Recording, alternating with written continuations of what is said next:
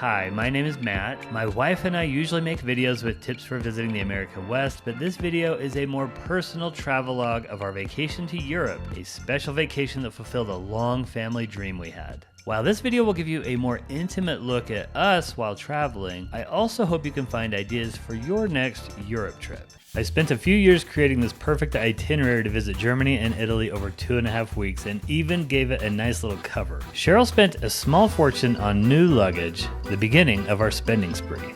The flight was long and grueling, of course, but it was so fun to see the kids enjoying themselves.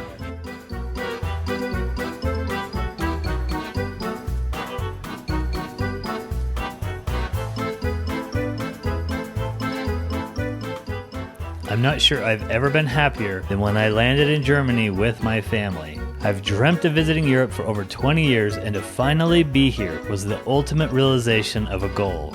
I was proud of myself for figuring out the German high-speed train, and as we sped through the countryside, it seriously felt like home. Germany was green and orderly, just like I like it. The Browns met us upon arriving in Newfringen, and Lindsay fed us an amazing dinner. We were trying to stay awake the rest of the day, so they took us on a bike ride to beautiful Herrenberg.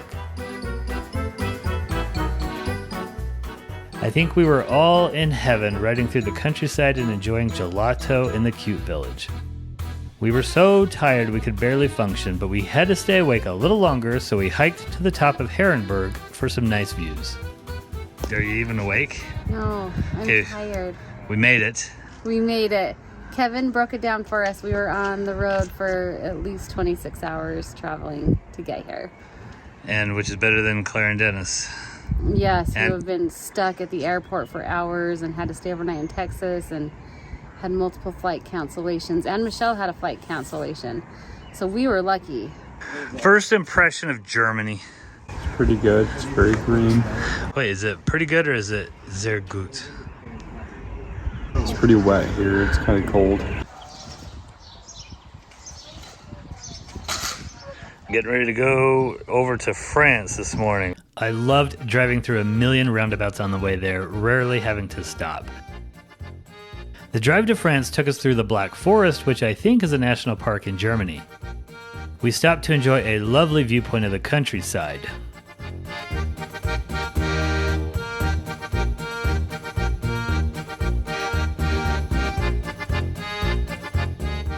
Since bathrooms are scarce in Europe, everyone relieved themselves in the bushes. All right, we stopped at the Black Forest here for a pee in the nature stop. We didn't know it yet, but while she was going to the bathroom, Cheryl's phone fell out of her pocket in these bushes. Okay, we're driving through the Black Forest right now. We just made a little pit stop for people to go pee in the national park.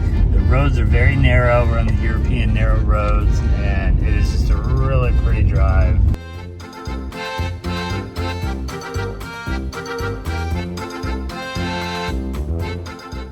Our first stop is a little village named Ribeauvillé. Our first of 4 villages we're going to visit in Alsace, France. Ribeauvillé, which looks like Ribeauville, is known as the inspiration for Beauty and the Beast.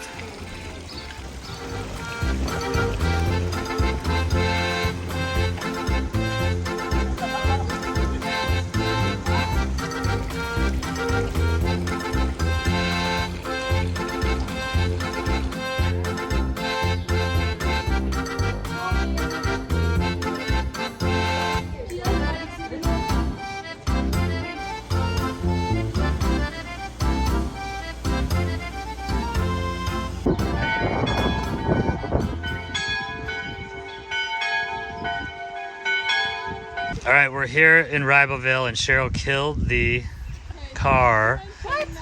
The Browns had multiple delayed flights and had to reschedule. And then Michelle's flight got canceled. Oh, Michelle's flight got canceled, and then we killed the car. And, a little embarrassing, but I had to pee in the wilderness, and I got like poison ivy on my bum. And when I was squatting in the wilderness, my phone popped out, and now my phone is missing in the Black Forest somewhere. Thanks to my video, we were able to tell Kevin, who was on his way to meet us in France, exactly where the pit stop was, and with a little help from FaceTime, he was able to track down the phone in the bushes of the Black Forest. That was a small miracle, but our first day got even worse as we couldn't get the car to start and it had to be towed away. Oh, and my printed Europe itinerary was in the car that got towed, meaning on day one I had lost the thing I worked so hard on for years.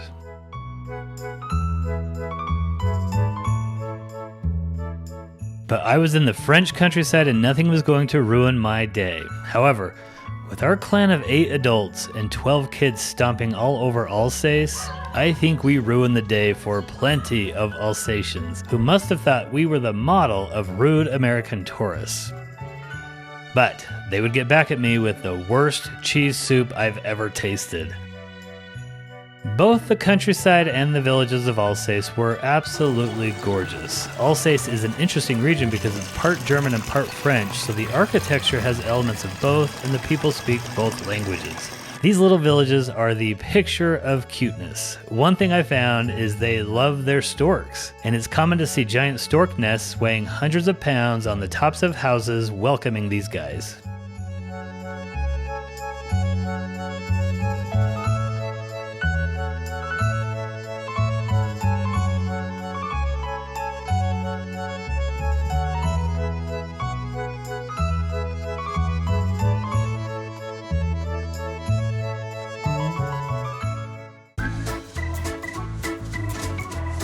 Okay, we're here at Europa Park.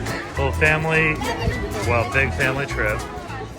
Although our first day was crazy, I have to admit I was more annoyed by the fact that we were spending our entire second day at an amusement park. Europa Park is in Germany, and I would say it's the European Disney if Disney Paris didn't already exist. Europa is more like Bizarro Disney. Basically, the whole thing is a knockoff from the Epcot ball to the mouse mascot. Although we have a saying to bring your own weather, I have to admit I was in a bad mood for much of the morning because I wanted to see Europe, not a theme park. But I have to admit, the park grew on me. There were more adult rides, the lines were short, and I didn't have to deal with any fast passes. By midday, I had come full circle and was really happy to have spent the day here. I like Greece because it has Poseidon. And Giannis? I like the rides. They're a bit more intense than Disneyland. I like the Can-Can and I like Poseidon. This place is really fun. And I like their pirate ride. It was good too. Better than Pirates? No, because there wasn't a great song. I think they're pretty good. I don't like that there's smoking everywhere, but that's kind of what happens.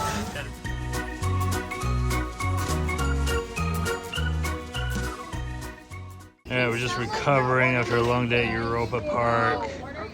We just finally got our food here after trying to figure out where to park and all that. Doner kebabs is what we've heard about here in Germany.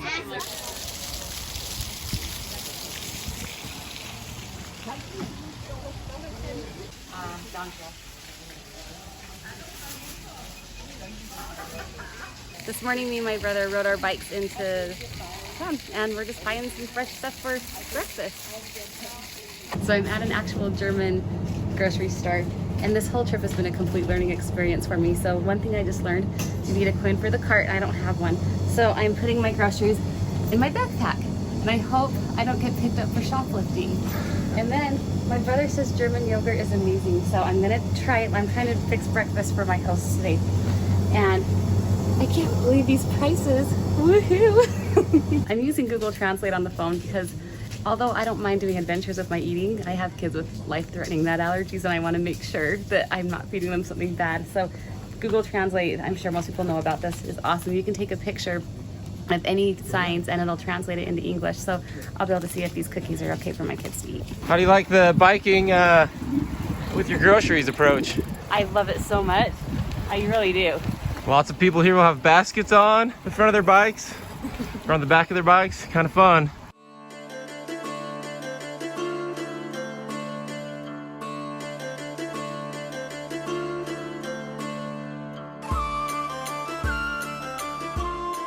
Rothenburg, Germany. This is known for being the best medieval preserved town in Germany, or maybe even all of Europe.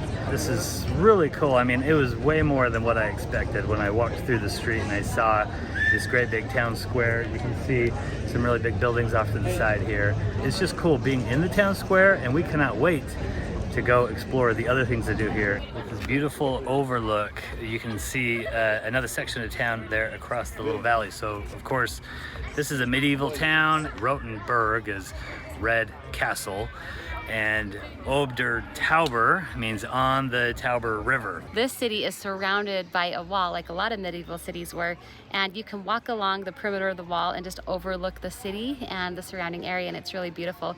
This garden's pretty big. It's called Castle Gardens. It has lots of flowers, so it smells amazing. Rothenburg is filled with flowers hanging from windowsills, the beautiful castle gardens, or just along the street side, so stop and smell the roses. It is so fun to look in the shop's windows and see what they have. We've got some steins and some Christmas villages over here. People really like to shop for Christmas things in Rothenburg. There are plenty of toy shops, bakeries, clothing. It is just a really fun place just to people watch. And I saw some medieval stores. Medieval. Our son wants a medieval weapon.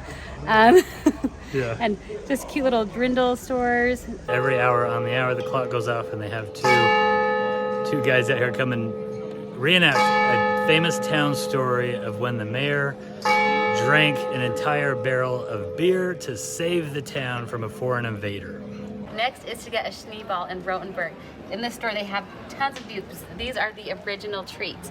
Okay, so down here is the snowball, which is originally their thing, but then they've expanded to a lot of different flavors with nuts and chocolate and all sorts of things. And so we asked the girl in the shop what her favorite flavor is, and this is it. It has some nuts in it. It's kind of chocolatey. Now Rick Steves says that these look amazing and don't taste as great as they look, but we're gonna try it and see if he's right.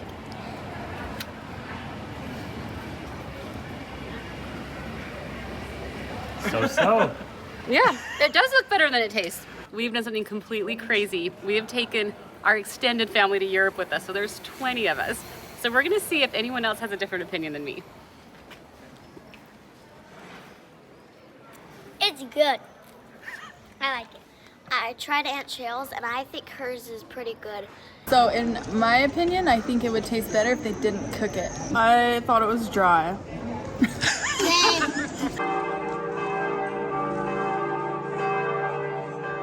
St. Jacob's Church cost a few dollars, but was well worth it. The size of the church shows the importance Rothenburg once had along a major trade route.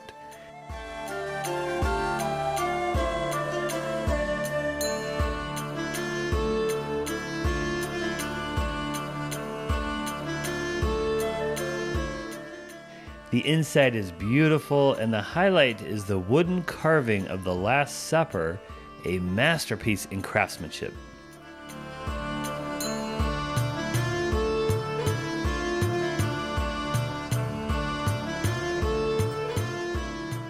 The night watchman tour. This is done every night at 8 o'clock by that guy back there. Maybe he just left. I thought it was amazing. I thought it was really entertaining. The guy was so good. He was so fun to listen to. He walks you around the city and tells you a little bit about it. And you don't reserve tickets, you just meet him in the town square, you pay him after. It's about €9 per person. It's about a mile walk, and you learn stories about dunking the baker and the bubonic plague and how there really is no good old days. It was very interesting. The lowest people on the rung of society were who? The executioner. The executioner and the gravedigger. Those two hang out together a lot because they have the same clientele. And he was just really funny. I don't want to ruin the stories for you, but come to Rothenburg, definitely do the night watchman tour. All right, what do you think about this? Is it boring or is this kind of cool? It's cool. I'm still having trouble processing that this was a thing in like 1300s. We really loved Rothenburg. The Crime and Punishment Museum, the Christmas shop, the night watchman tour, the city entrances. The whole thing was just epic. It was one of our favorite stops on our 3-week trip.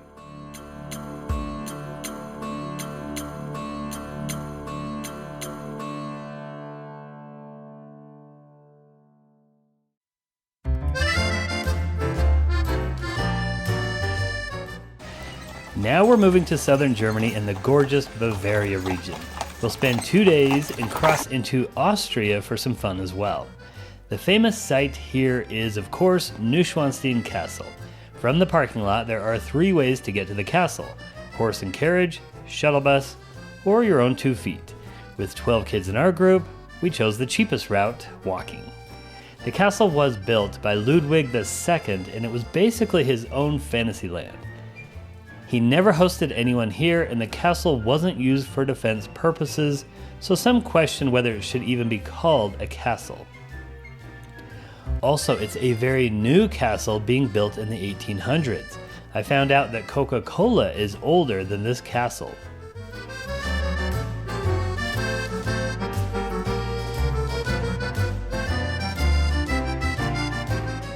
We took a tour of the inside of the castle, and I'm glad we did. The tour guide wasn't too enthusiastic, but I just loved seeing the ornate craftsmanship inside. Pictures aren't allowed, and I'm a rule follower, so I can't show much here.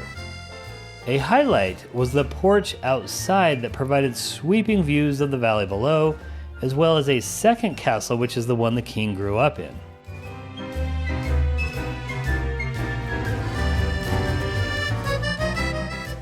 Mary's Bridge nearby was closed for renovation when we were there in 2022, but that's the bridge where you can get the famous shot of the castle and the valley below.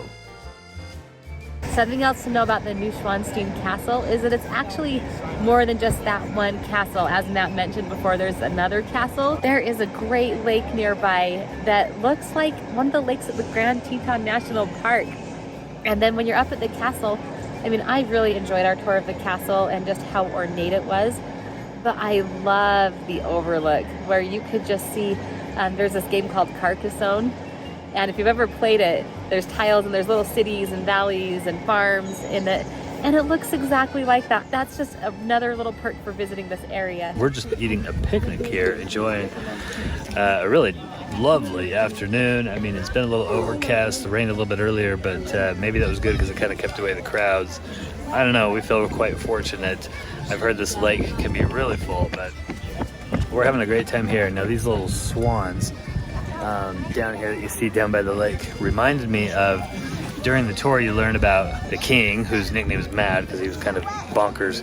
He had an obsession with swans, so he's got a whole room inside that castle with the most ornate swans that are painted and carved into wood, and just, man, that was really actually cool. But he was kind of obsessed with swans, and so some came over here just a minute ago and nearly attacked one of our kids. That was kind of funny, actually.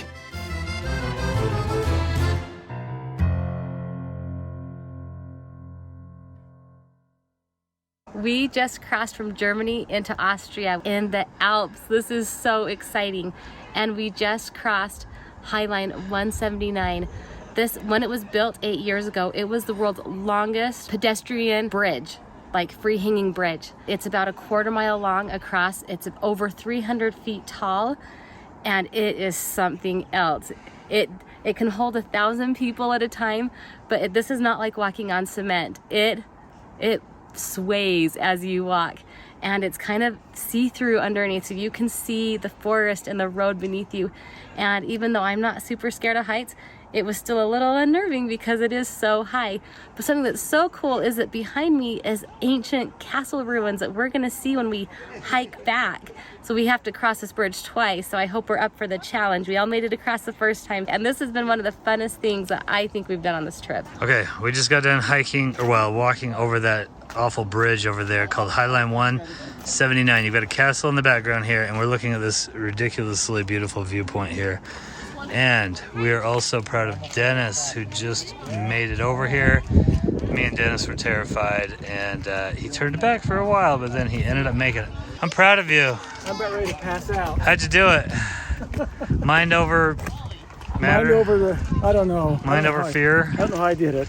Me neither. I just kept my eye on the prize. I didn't look down at all. Okay, I hear you had a saving grace. I did. My old granddaughter came over halfway across and got me and held my hand so I wouldn't be scared coming across. On the end of the bridge is actually a bunch of castle ruins, like 4 or 5 different ones from multiple different centuries, 1200s, 1400s, 1600s. Really cool. They're big. These are great. I mean, look, I haven't seen many castles. I've just been here in Europe for a few days, but I am amazed. I'm loving them. I'm loving walking around the ruins. These are some fantastic castles to walk around.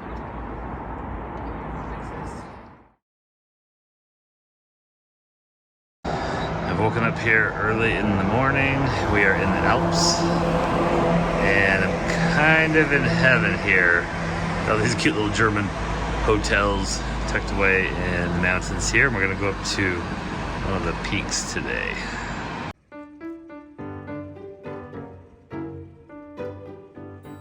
Now it's time to scale the highest peak in Germany using a death trap they call the Zugspitze Peak. Built in 1926, gondola would be too generous a term for this rocking, swaying, packed, and puke-inducing contraption. This is more like a theme park ride.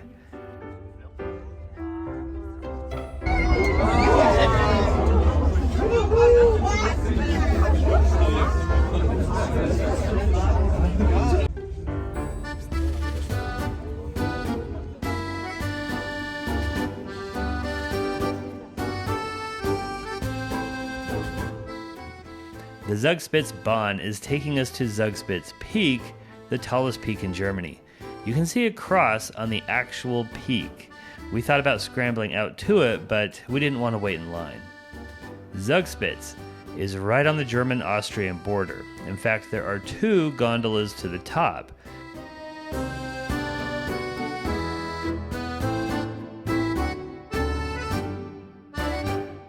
We actually used the one on the Austrian side near the cute town of Ehrwald.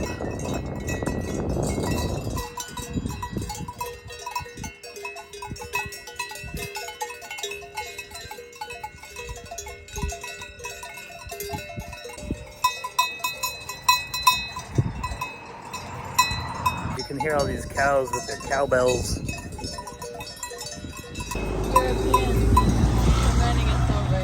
This reminds me so much of Jackson Hole, only just replaced the Old West motif with the Alpine German motif. And you basically have Jackson Hole. There are even statues for wildlife around the area, and the little park in the middle with the fountain here, little statue, just kind of like Jackson Hole has their little town square.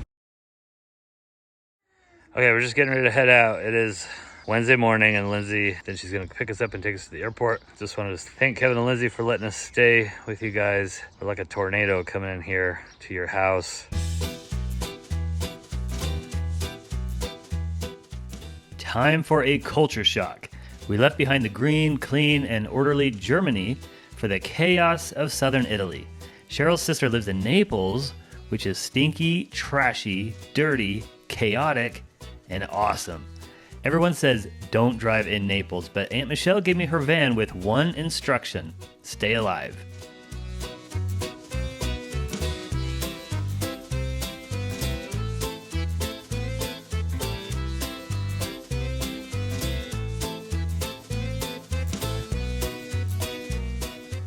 The Italians are so very different than the Germans. The Germans were more introverted rule followers like me. Italians are boisterous, fun-loving people who live without rules.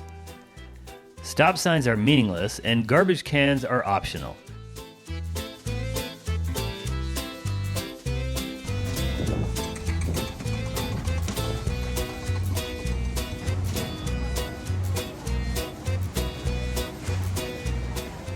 Okay, we've made it here. This is our motto. We made it. And so we drove into Naples today, and it was craziness. Driving down some of those streets was quite an experience.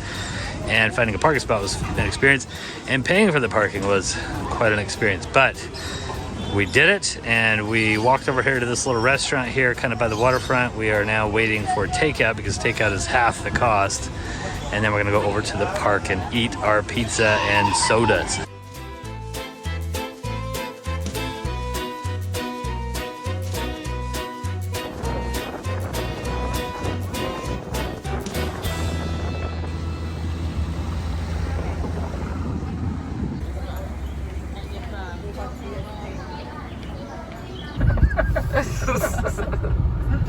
Naples driving experience.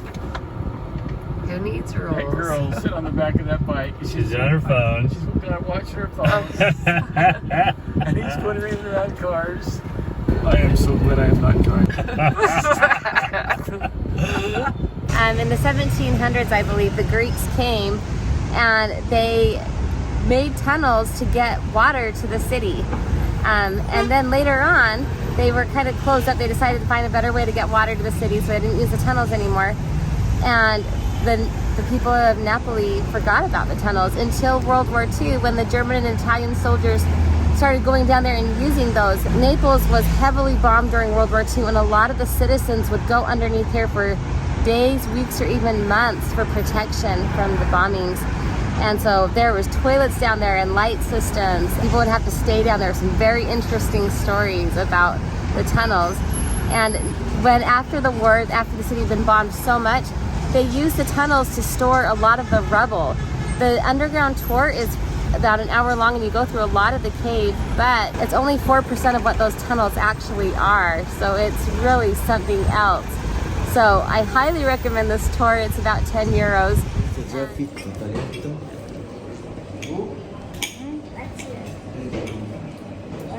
For your first real Italian pizza, what do you think about it? Good. Good. Okay, what do you think, Jacker? We've got our bottle of water that we ordered without mineral, which makes us happy. It's just plain water. All right, Mom and Dad, what do you think? Very good. I love the tomato and the mozzarella cheese. The buffalo mozzarella. That's very good. All right, yummy. We tried to order in Italian. It was a little rough. We got a few extra things, but that's okay.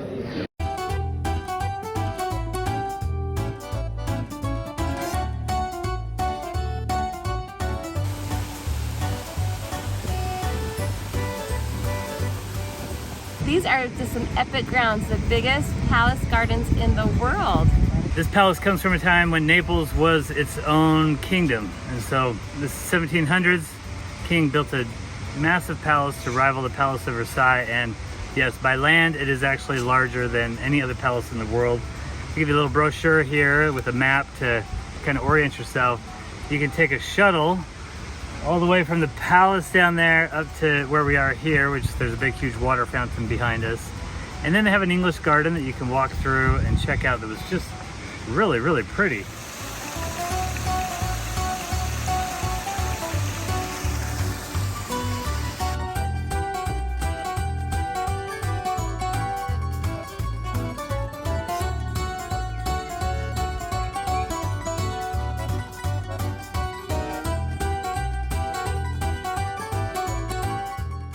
He also designed these aqueducts to get water to the palace just for the fountains of the palace. Now the Romans are, of course, famous for the aqueducts, and later in this trip, we're gonna go biking along the aqueducts in Rome. Now this is on the outskirts of Naples. This is totally different. This is pretty recent. And what's cool about this is you can actually drive through these aqueducts, which we're gonna do in just a minute.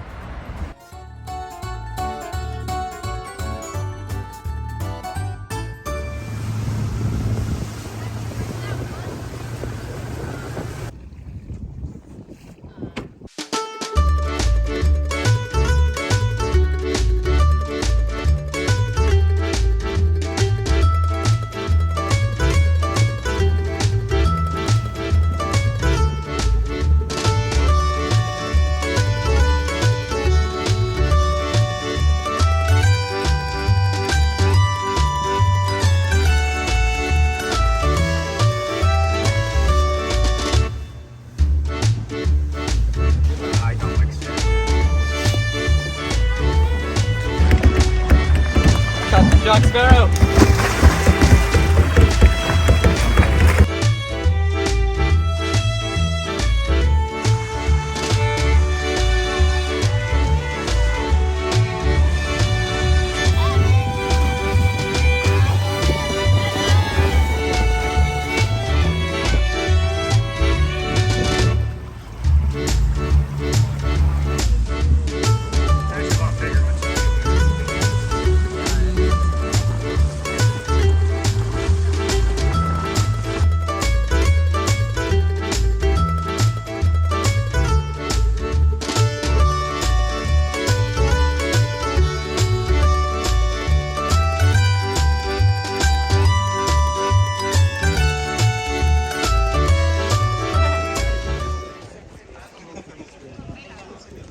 Imagine living in the Roman Empire, the wealthiest and most powerful empire in the world.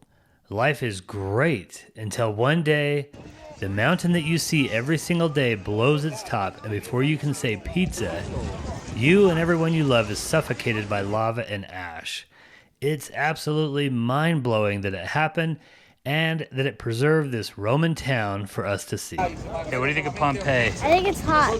It's hot. What do you think of Pompeii? Hot. I think it was pretty neat.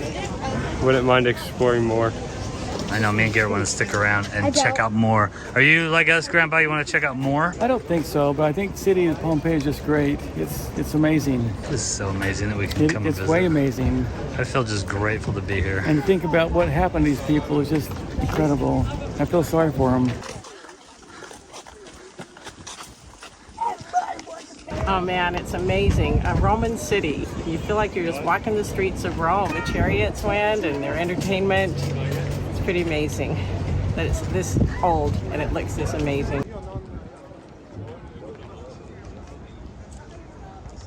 Is this the amphitheater? Oh, I love Pompeii. It exceeded my expectations. Really? Yeah, oh yeah. I really didn't think it was going to be more than a pile of rubble. So this was fantastic.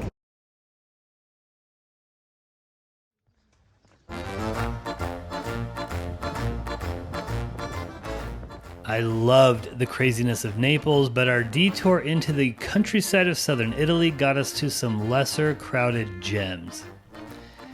Matera is a fascinating old city built on the side of a ravine.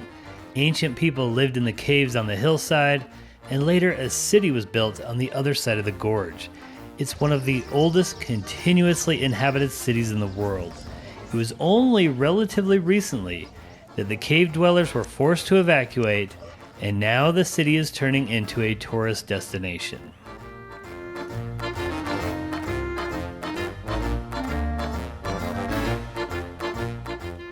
We liked Matera a lot, but we loved Alberobello. Aunt Michelle calls this the Dr. Seuss town. The Truly houses are located all over this region, but they are most concentrated here in town. We ate dinner inside one of the houses and had a ball just walking around this incredibly darling little village.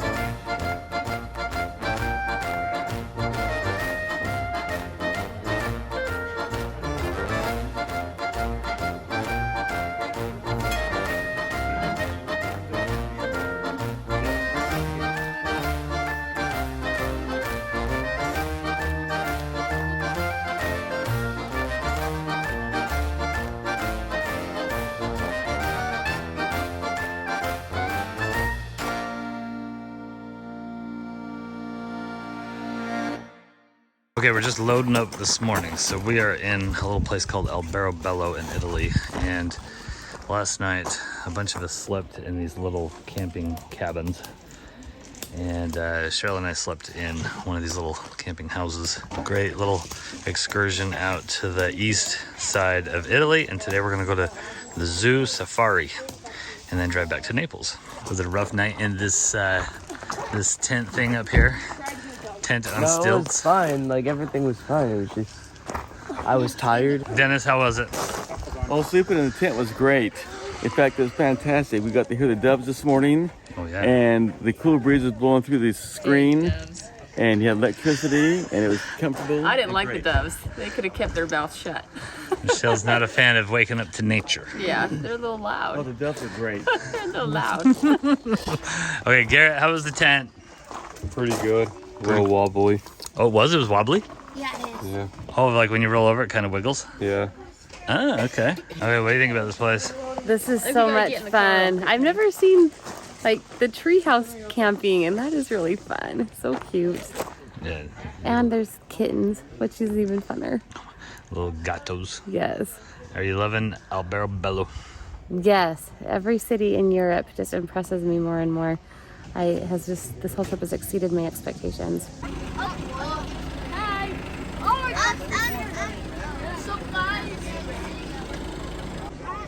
head is so bad. Hey, what's up? Yeah, I see you want something.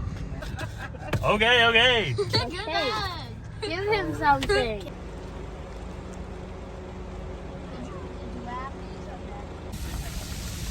Oh, come on. Do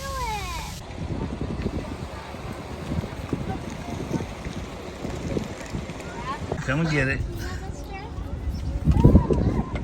Good. Go. Man, you guys got some weird tongues. I don't get to. Oh, that was not too bad. That's enough, Mr. Giraffe. Whoa! That came from my phone. Whoa! Hey.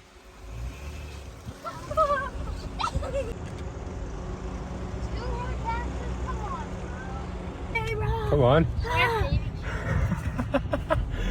Look at this thing. You can do it. Yes, I successfully fed a bison for the first time in my life. Oh, it comes. The Okay. truck's coming. How terrifying do you think this is going to be?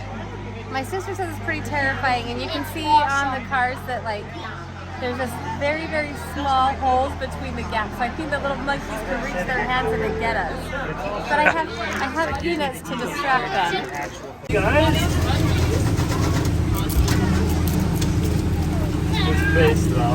Slightly terrifying, just like I said.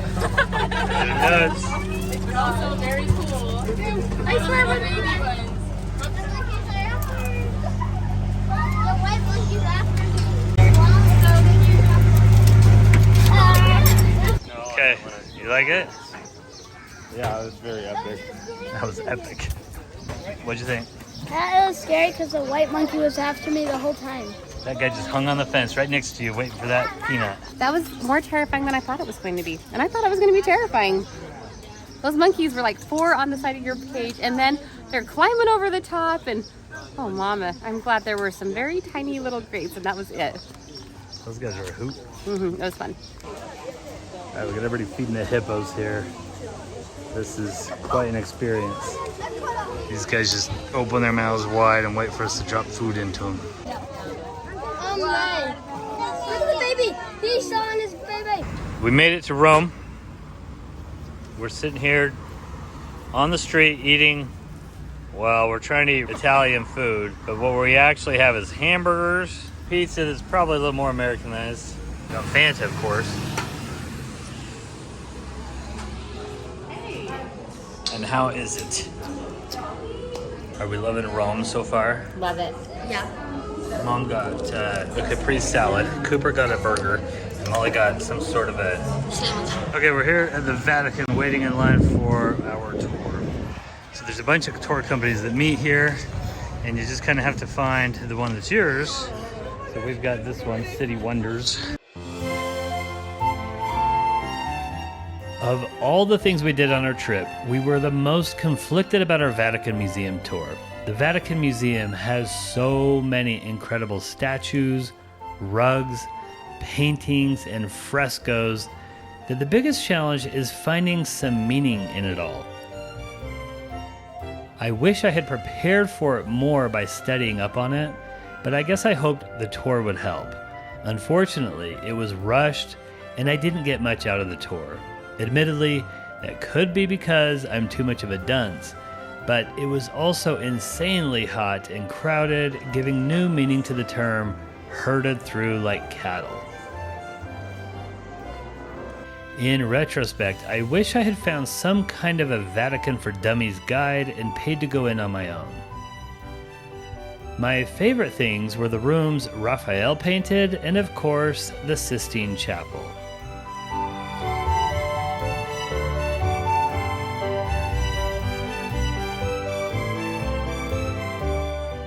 But the best part was easily St. Peter's Basilica, which was so stunning.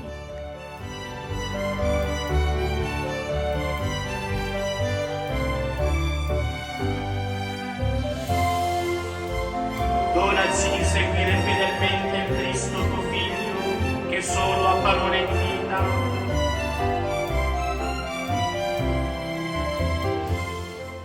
The climb to the top was unforgettably claustrophobic, but the views of Rome were spectacular.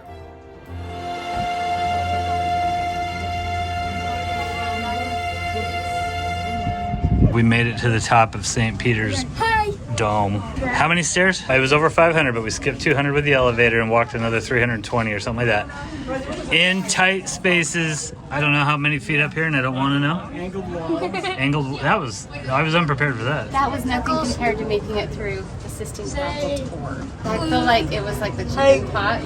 Like everyone needs to have it once. Tell me what countries you've been to on this trip. I've been to Italy, Germany, France, Austria, and the Vatican, and America. There's the What? lots of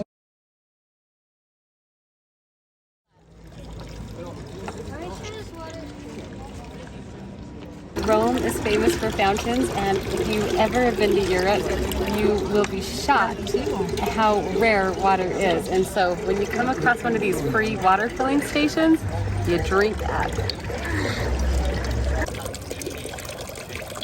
Outside of the Vatican, I did my homework on Rome. I listened to podcasts and lectures to learn about the history and architecture. I learned how to use the subway system to save a ton of money on transportation, and I used Rick Steves' walking tour to see all the best downtown sites in half a day. The Pantheon was the building I was looking forward to visiting the most, but it was closed for an event, so we'll have to try to adjust our plans tomorrow to try to fit this in.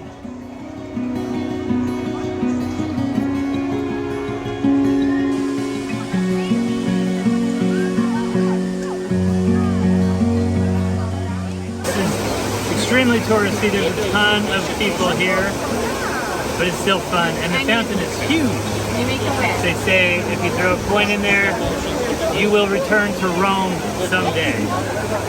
You made your wish?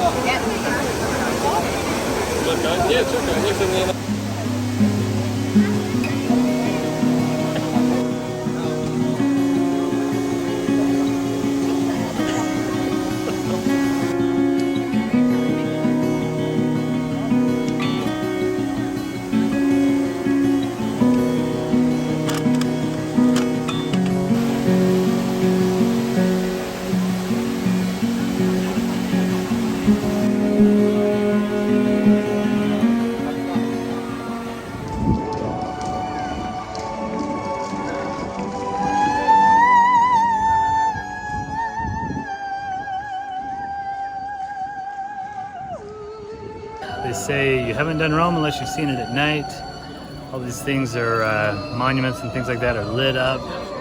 People are just walking around the town. It's not as hot and humid and miserable as it is during the day. There's a street performer singing in the background.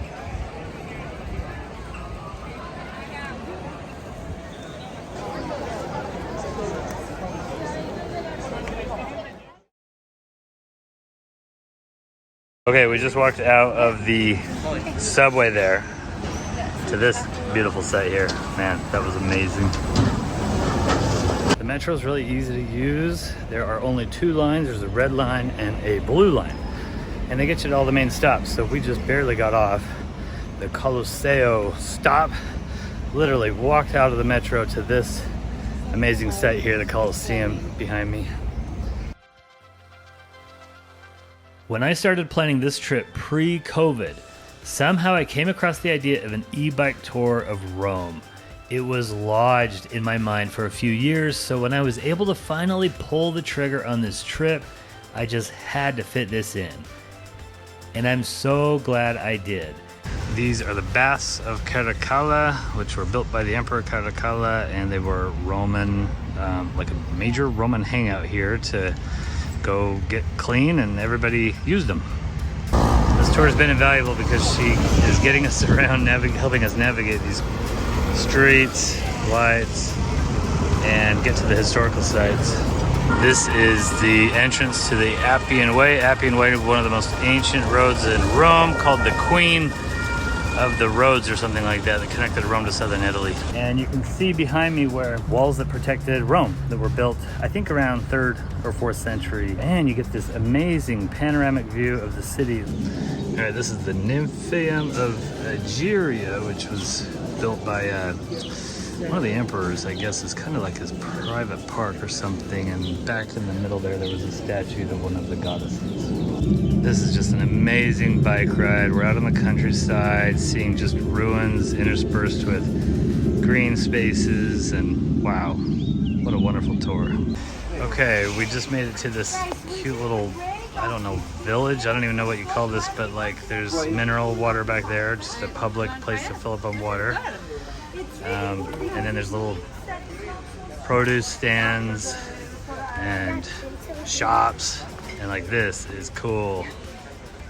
Okay, we are riding along the Appian Way here. Some of these cobblestones, not these small ones, but they have some larger ones that were original Roman road cobblestones or rocks, stones, whatever, that are over 2,000 years old.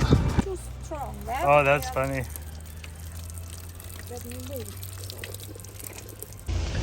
Okay, we're going along the Appian Way here, ancient Roman road.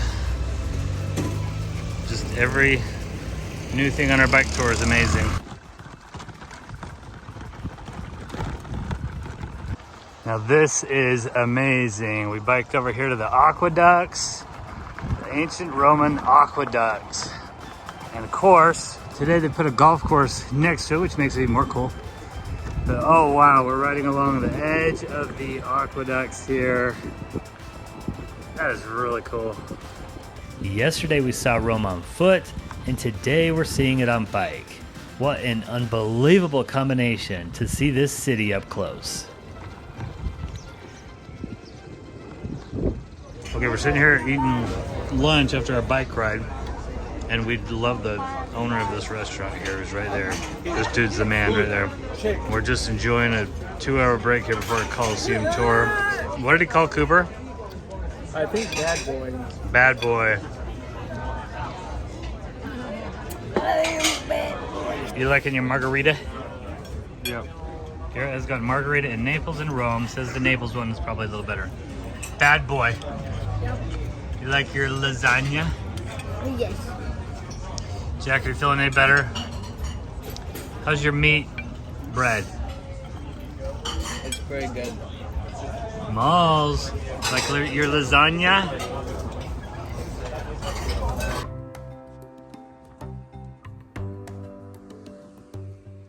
Like most things we saw in Europe, the Colosseum was bigger and better than we thought it would be. We booked a private tour, and our guide taught us so much about how it was built and what went on inside.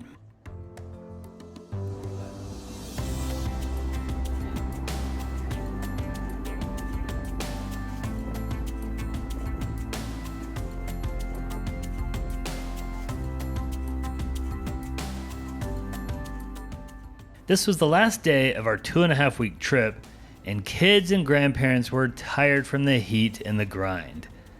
But with only an afternoon to spare, I knew it was now or never, so I force marched them to 3 more sites. We are just walking over here right after our tour of the Colosseum. The Forum is basically was the center of life here in Rome for a long time. So the Senate met here. There are some temples here, just a ton of ruins. Really cool stuff here. Columns you can see. There's war memorials. Now we unfortunately are kind of running out of time, so we don't have the time to do this justice, but from here we're gonna go try to do the Victor Emmanuel Monument. This is a massive memorial dedicated to the guy who unified Italy in the late 1800s.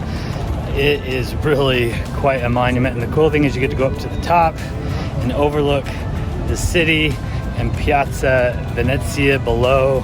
We went up to one of the levels, but we didn't go all the way up to the very, very top. This is a really cool site to do, located pretty close to the Roman Forum.